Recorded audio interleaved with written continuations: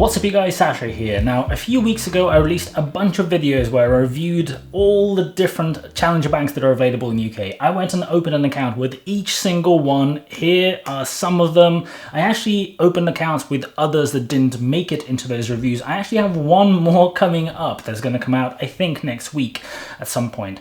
But anyway, I went and tested literally all the different bank accounts that are available. That's kind of the aim of this channel, to try to show people the good things and the bad things about all these different accounts. But the time has come. I need to go and close all these different accounts because I don't actually want to have a huge number of different accounts against my name. I don't want to manage all these different accounts. I don't want to have the risk of having these accounts and statements and everything else. Anyway, I just don't really need them. So I decided that I need to go and actually just consolidate and go and pick the one that I want to go with. I had obviously traditional bank accounts with several banks as well, and I'm going to just cover that briefly. But out of all of these, I decided that I'm going to go and just pick one. So which one am I going to pick? What I'm going to do with the rest? I'm going to tell you exactly what I'm going to do and why I'm going to do it in this video. Let's roll. Now, to start with, just so that you don't have to wait until the end of the video, I'm not going to do anything like that. I am going to keep one, and the one I'm going to keep is Starling. That's probably not surprising to you if you saw some of my reviews. Starling scored the best out of all the different accounts when I went and ranked them according to the different criteria, and since then things have actually moved even more in Starling's favor, which I'm going to cover when I go through these one at a time. So that's the one I'm going to keep. I'm actually going to go and close all the rest of them because I actually feel like I don't need the functionality and I don't need any of the other accounts. I'm going to go through them one at a time and talk exactly why I'm going to be closing each one. So I can't get all the cards out because some of them have the numbers printed on them, but anyway, let's start with the first one. The first one is Bunk. Now, this is the one that you probably haven't really heard about. It is available in the UK. It isn't really a UK challenger bank. It works under a European banking license. I'm not going to go into the depths of that, and it kind of works in a weird way where you're really dealing in euros even though you're based in the UK. There's lots of fees attached. The functionality is really poor. The way the app works is really poor. There's huge amounts of costs involved if you just wanted to do really basic transactional things. There really isn't much to say about this that's good. I'm not a big fan of the way they're doing their marketing, and as a result, I just think because they genuinely haven't made any effort whatsoever to try to make a genuine UK bank account, despite operating in the UK, having a UK English website and trying to actually attract UK customers, I just don't see, unless you are a UK person who is living in Europe or some other type of thing like that, I don't see why you would ever pick one of these accounts. So this one is getting closed. I will not have that account by the end of today. The next one that I want to talk about is Monese. Now, Monese is a weird one. It isn't a bank account, and I actually thought before I started that I would like this one quite a lot. They have a whole lot of marketing and PR about the tech behind it. They certainly get into a lot of publications, into a lot of media, and I had really high expectations for it. I like the way that they've structured their pricing, and the cards look really nice and simple and clean. I'm kind of like a fan of that. I just never really got to grips with the account. I don't really understand how they design some of the features. It looks like and feels like to me, from using this app and trying to go back into it and trying to try out some of the features, it looks to me like the classic example of people who are developers or people who are sort of really into the product, working within the business, designing how the thing works without thinking, how would somebody who isn't us, who isn't working on this every single day, who's just a regular user, who hasn't seen this thing before, how would they understand the way it should work? How would they go and actually use it, from start, from first registering the account and stuff like that? And as a result, there's a lot of stuff in this account where there's just highly unintuitive things in the app. I didn't like the way the app form worked. I didn't like the way the existing app worked. And everything just feels just that bit clunky. It's just like not very well thought out. Again, there's not much in the Monese account that I can't get anywhere else. In fact, there isn't really anything. The one thing that I will note is I personally have had no negative experience other than just like user experience stuff with Monese, but I have had several people, I think probably somewhere like 5 to 10 people in comments on the videos to do with this review and other bank reviews, telling me that they've had their accounts blocked by Monese and Monese is not answering any queries and they are out of pocket and they don't know what to do. And unfortunately, there's not much that I can help with on that front. The people need to deal with the company and then deal with the ombudsman or the FCA or take it to court if they need to. Not privy to those circumstances, but the fact that there wasn't one or two, in fact there was several, is kind of questionable. Now, it could be that there's some kind of campaign trying to say something negative about Monese. I don't know. I don't know exactly why this is happening, but I saw a few different comments on my videos from people who have had issues, and that's not a good sign because I didn't have any of these about the other accounts. Next, let's talk about Revolut. Revolut is an incredibly popular account. Lots of young people really like it, and my problem with Revolut is I don't think Revolut themselves really know what it is that they're trying to do. They're trying to do a little bit of everything. There's a little bit of a current account functionality, but not everything. It's not a real current account. There's a little bit of trading, but it doesn't quite do everything that you would want from a trading platform. You can't trade everything, and there's fees involved if you're wanting to trade more, and it's not quite as easy or transparent as probably you would have liked or you would expect if you're using actual trading apps. There's all these other things. There's a money exchange. They kind of started as a money exchange card and using for free abroad. And a lot of people continue using that because that's probably their strongest feature.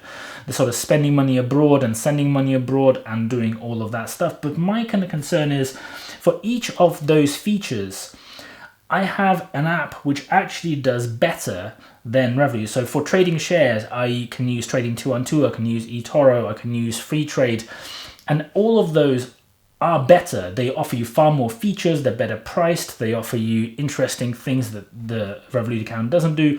Same for sending money abroad. I actually have better value, better priced alternatives in the market that are specialized in sending money abroad. If I want a current account with all the features of a current account, again, there are better options. The two that are remaining over here, Starling and Monzo, are definitely in there.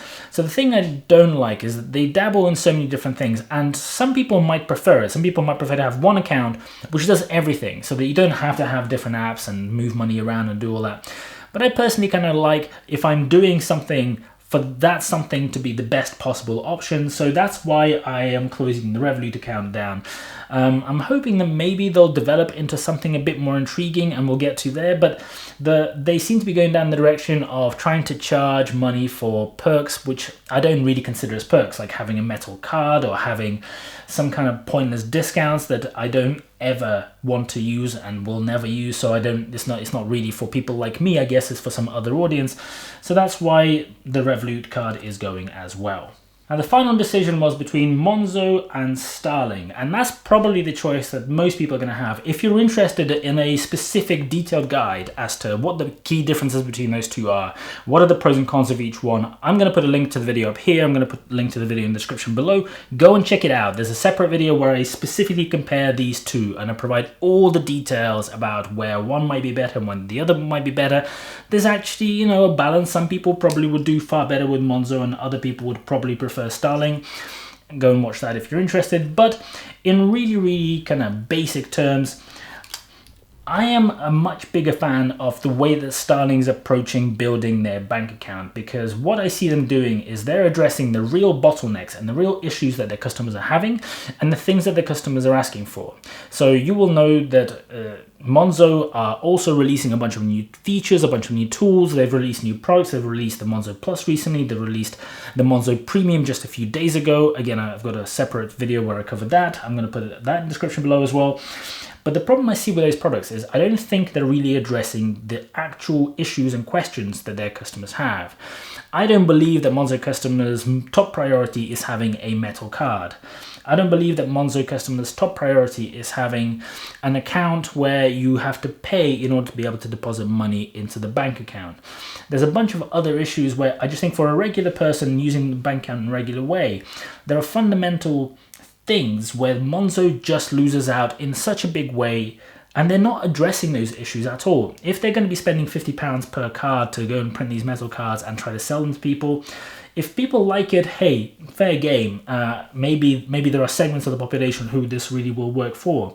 But the thing I like about Starling is they're addressing real issues. You can deposit money for free really, really easily. In fact, more easily than with any other bank account in the UK, because you can do that at the post office. That is a major win, and that is actually useful for a lot of people if you ever come to having cash. You can deposit a check for free very easily. You can do that on both. When I tried the process, the Starling process seemed to be faster.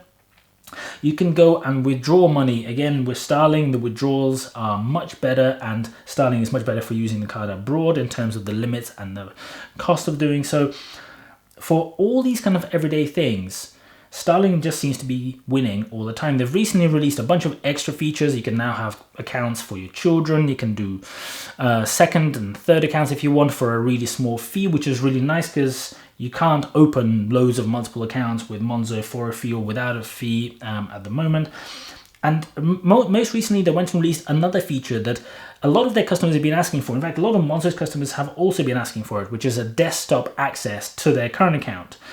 Monzo don't have it. You have to use the app. And in situations where, say, you're transferring large amounts of money and you want to be sure that you got the account and the account number right, it is far, far easier to be certain of that on a desktop than, pasting with your finger and typing stuff on a mobile phone. There's just no contest. Some people like to manage their finances on a desktop. They have apps or other websites linked to it.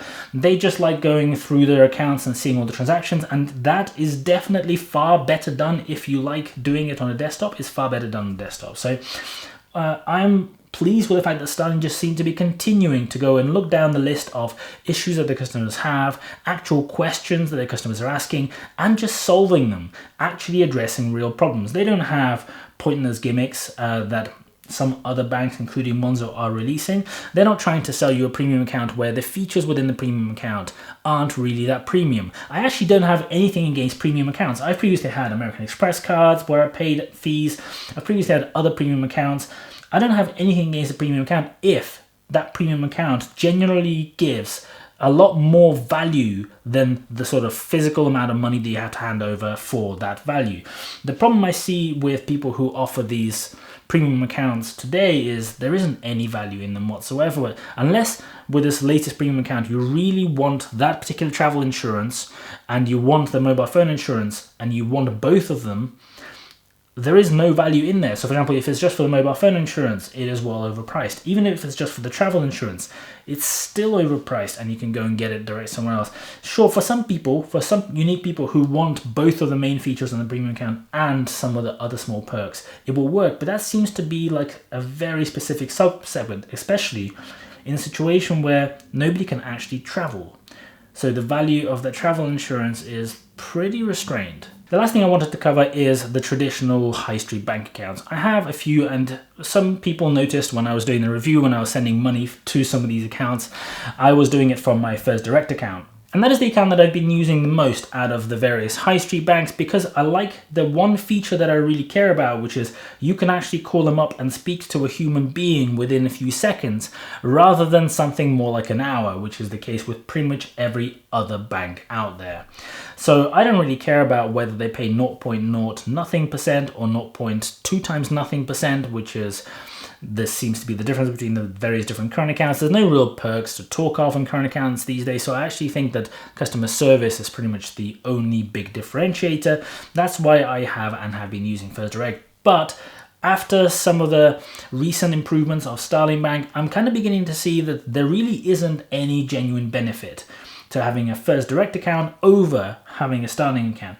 It used to be the fact that you had branches, but now everything that Starling does is basically replacing branches with equivalent very simple things. It's actually easier to go and post a check in the post and have it credited very quickly to your account than have to go and queue up at the branch and do it there. There's no issues that I can see where I would actually need to have access to those HSBC branches. So that account I'm going to be closing down as well.